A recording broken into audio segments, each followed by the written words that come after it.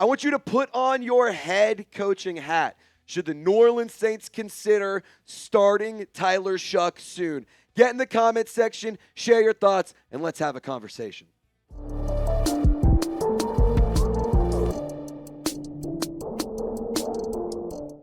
It is Overreaction Monday. The New Orleans Saints unfortunately fall 25-19 to the New England Patriots. Yesterday, we put out our instant reaction. After that, I dove into some more thoughts, some trade ideas, and some players that might need to be considered getting dealt. And so today, I want to get into my overreactions. I want to revisit this game, rehash it, talk about this team.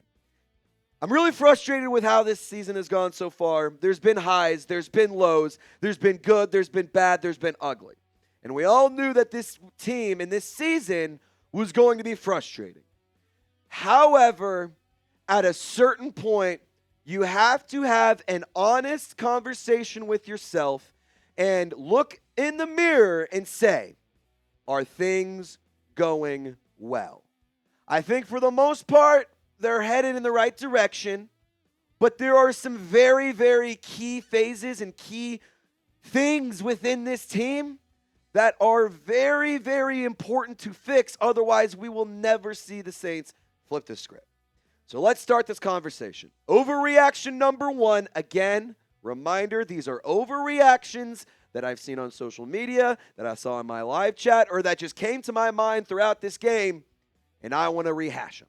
First thing, start Tyler Shough soon. So the conversation around Tyler Shough is an interesting one because to Spencer Rattler's credit, it's not like he's played horrible football. He's actually been fairly good in my personal opinion, a rating of 91.9. He averages 6 yards per pass, which maybe that's not amazing in your eyes, but that number has increased from the beginning of the season, so, you'll take a win for a win. He also has logged 26 carries for almost 150 yards, 5.5 yards per carry, over 1,000 yards this season, 6 touchdowns, 1 interception. He's been sacked 11 times, which, sure, that might be a concerning number. That being said, I am here to tell you that is somewhere that I believe Spencer Rattler has gotten better throughout this year compared to last year. So why are we talking about starting Tyler Shough? Because we've had an honest conversation saying, hey, Spencer Rattler's been okay. He's been fine. It's just not a difference maker. He's not a game changer. In case you guys didn't know, he only has 1 game in his NFL career with multiple touchdowns. And even in that game, the Saints lost. It was week 2 against the Niners this past year, or this season. To be fair to Rattler, it's not like his weapons are doing him any favors. Chris Olave is looking like a wide receiver 2 or a wide receiver 3, dropping balls left and right. Juwan Johnson, super inconsistent.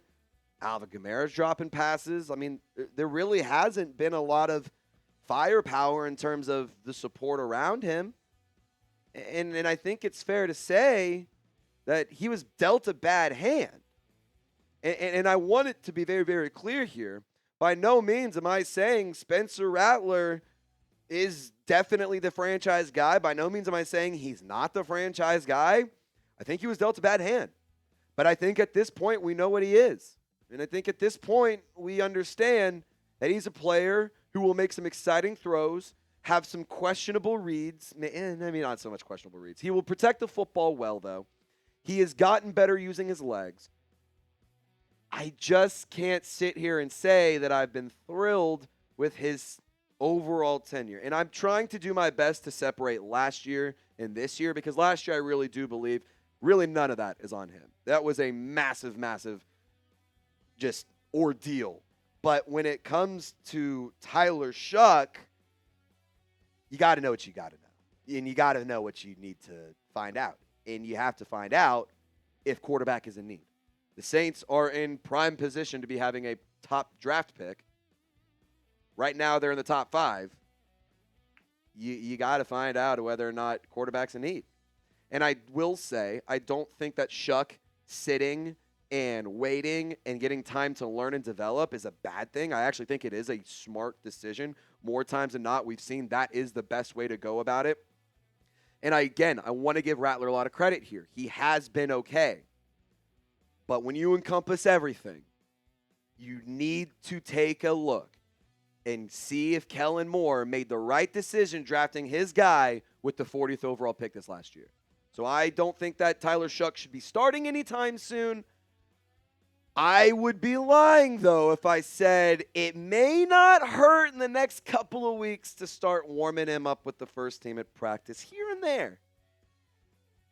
I think Rattler's done enough to still be the guy throughout the season, but if it doesn't get much better and it kind of just stays the way it has been, you got to make a decision at the quarterback room. Overreaction number 2. And this one, honestly, isn't so much of an overreaction. It's a fair thing to say. Saints fans very disappointed in Juwan Johnson. He's been so frustrating. He hasn't been good. And this is a player who the Saints invested in to be a quality weapon. And he isn't. The big theme with him has been lack of consistency. It's starting slow, finishing seasons hot. Or starting hot, finishing season slow. Or somewhere in the middle you got hot, but you're not in the beginning or the end.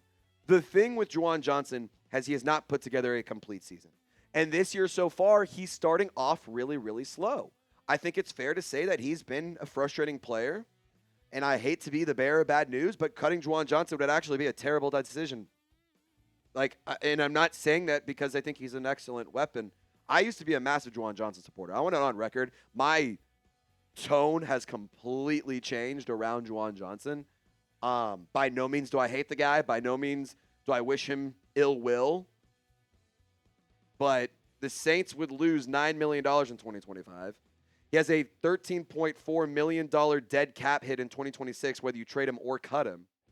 So I don't think financially it makes any sense whatsoever to cut or trade Juwan Johnson. And by the way, if you do make a move there, the tight end room is extremely thin. I mean, you really don't have a lot of depth in the tight end room. And sure, you just got Foster Moreau back. So I do think that it would provide a little bit more confidence in that area. Taysom Hill, he's more of a joker quarterback. He is back as well. But right now on the active roster, it's Juwan Johnson, Foster Moreau, Jack Stoll, and then in the practice squad, you have Trayton Welch and Maliki Mataval. The tight end room is very thin, and they have left a lot of meat on the bone and a lot to be desired. I think you legitimately don't have the option. You have to keep Juwan Johnson this year, at least. Even if you want to. You got to move it on. I think that we all can agree he needs to be better. I think even Juwan Johnson would say it. I think he would get on his TikToks and he'd say, you know what? I haven't been doing as well as I wanted to. I need to be better. And I think that that's a fair thing to say. Juwan, we want you to be better. You're supposed to be a contributor. You're supposed to be a reliable part of this offense, and he has been anything but that. Unreliable. He's had drop issues. Hasn't been a weapon that's been consistent. If you think that number 83 needs to be better, hit the thumbs up icon if you agree with me. All right, sale alert here on Saints Now by Chat Sports. Every king needs a throne, and if you want to be king of the castle, I have a chair for you, ladies and gentlemen. You can get this awesome tailgate chair. It was $70. I always got the hookup. I got a link for you. Make it less than $50. Chatsports.com/SaintsChair. I made the link available and clickable in the comments and description of this video. Or you can just search up chatsports.com/SaintsChair in your URL. Get yourself some new tailgate gear. If you need it for the man cave, if you need it for watch parties, this throne is perfect for a football-loving king just like you at home. Now, overreaction number 3. Fire the coaches! Ah! Okay. So, yes, that is a massive, massive overreaction. Kellen Moore ain't going anywhere. I think that he is actually the guy. Phil Galliano, special teams coordinator, hasn't been great. And Brandon Staley's defense has been very, very underwhelming outside of one game. You are coming off a game in the New Orleans Saints defense where you put up 5 straight drives with turnovers. And you couldn't buy a third down stop. You couldn't buy a tackle for loss. You couldn't buy a pass breakup. You couldn't get an interception even if you wanted to. The Saints defense once again starting so dang slow. And if this team wants to find ways to win games, they don't have the roster to claw their ways from behind and try to get themselves out of a hole. They don't have the talent to do that. They don't have the experience together in Kellen Moore's system, and he hasn't refined his team down enough to be able to get away with that. The defense needs to find ways to start getting hot. How many times are we going to give up opening drive touchdowns? How many times are we going to get up back-to-back opening drive touchdowns? And how many times are we not going to get points? How many times are we going to settle for 3? That's another bone to pick there. But specifically defensively, I mean, I was thrilled about Brandon Staley being hired as our DC. Dude, I mean, I must be getting a cold here because we're allergic to third downs. We're allergic to third downs. Might need to get a mask and a vaccine because we're so allergic to these third downs. It's ridiculous. I mean, how many times are we going to have a 3rd and long and not get off the field? I mean, I'm telling you right now, this team has to lead the league in almost sacks on 3rd down. And I think they also lead the league in yards given up on 3rd down. Here's a crazy concept. I know this is going to sound wild, and I'm not sitting here telling you this as some guy with extensive coaching history. I'm not somebody who has this encyclopedia of knowledge around the game of football as a coach, but I've been watching it long enough. I've been a fan long enough. I played back in the day. So let me just make this as basic as possible. When you mix no pass rush and you miss horrible play by your defensive backs, you know what you get? A bad defense. So if the pass rush isn't going to get home, of course the DBs are going to eventually get beat. And if the DBs can't make plays when the pass rush doesn't get home, you see where we're going? It's a never-ending cycle. The Brandon Staley defense, you have seen a lot of improvements based off of what the team was doing under Dennis Allen. I want that to be something very, very clear here. I like the scheme. I think it's more modern. I think it's a style that really works. I don't think they have all of the pieces together. I don't think they have all of the players they need to really maximize this defense. And there is clearly major issues. I don't want that to be shied away whatsoever. This defense is bad. They need to be better. There's no question about it. The blatantly obvious of terrible on 3rd down, can't stop the pass, can't get sacks, can't get stops in the red zone. I do think that he does deserve more time, and I do think that he is a good defensive mind. I just think that they need a little bit more talent on the roster, and you can see this defense really come alive because there's been flashes, but it hasn't been consistent enough for me. Now, last overreaction before we hop on out of here. Number 1 overall pick, it's incoming. I think it's an overreaction. Maybe when we revisit this video here in a few months, it won't be.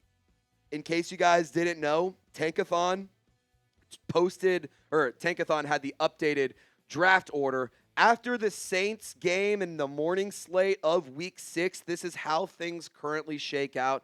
Of course, you have to factor in there's a lot of teams that are dealing with some injuries, and there's a lot of teams that are going to find themselves that will not have good health throughout the season. They will not be able to make wins happen late down the stretch. The New Orleans Saints, in my opinion, are actually a team that could backpedal themselves out of the top 5, which is crazy to say. The second half of this season is significantly easier, and if you can get the ball rolling, you play against teams like the Jets and the Dolphins. You already played the Giants. You have, Titans as well. Those are 3 teams guaranteed to be picking in the top 5. If you beat all of those teams, and then the Ravens keep losing games, and maybe the Bengals keep losing games, and things just keep going poorly for other teams, you might backpedal yourself out of a top 5 pick or out of the top 3 pick. So for what it's worth, I want to say something. My take has been consistent on this all year. We may be a top 3 pick. We may be a top 5 pick, but we will not be the number 1 overall selection. And so for anybody out there who's trying to say that the Saints are going to be the worst team in the league, they're not. Anyone who says that the Saints are going to be the number 1 overall pick, they're not. There's a lot of teams out there that are much, much worse than the Saints. And some that we haven't even mentioned, like the Raiders. They're terrible. I'm sorry. The Saints are not going to be picking number 1. But they probably will be a top 5 selection. And maybe if it's not top 5, it's 6 or 7, like right on the cusp of it. And so when you talk about this roster, I said it a minute ago, I think that there's just some key holes that if you plug, you can find this team and this squad really get the ball rolling. Wide receiver and tight end. Oh my God, please, for the love of Christ, can we get better weapons? I am so tired of piss poor performance, balls hitting our receivers and our tight ends' hands and hitting the turf. It's unacceptable. It truly is unacceptable. Tight end needs to be a better position for the New Orleans Saints. I don't even have it on here. Guard. Guard's a huge need. Whether it's Cesar Ruiz or Trevor Penning, one of them is going to be bad every other play. One of them needs to be replaced. Maybe both. Either way, the offensive guards is definitely an issue. Defensive backs, safeties, corners, give me all of them. Caleb Downs, I'm foaming at the mouth just thinking about drafting him. Defensive line, I'd love Reuben Bain Jr. I don't think that it would hurt to get some defensive interior guys and maybe even quarterback. We don't know. That's why there's a question mark. Because Spencer Rattler has been playing decent football. But also, we don't know if Tyler Shough is the guy, and that question mark could be removed, and maybe even the need of the quarterback could be removed if we find out what we have in Tyler Shough compared to Spencer Rattler. Let's get your gauge and your opinions on the draft needs. What is the biggest need, and what positions should the New Orleans Saints prioritize this offseason?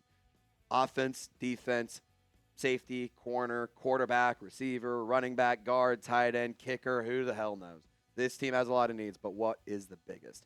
Appreciate you guys for rocking and rolling with us here on Overreaction Monday. We will be live later on this afternoon around 3 p.m. Central Time. So turn on your notifications.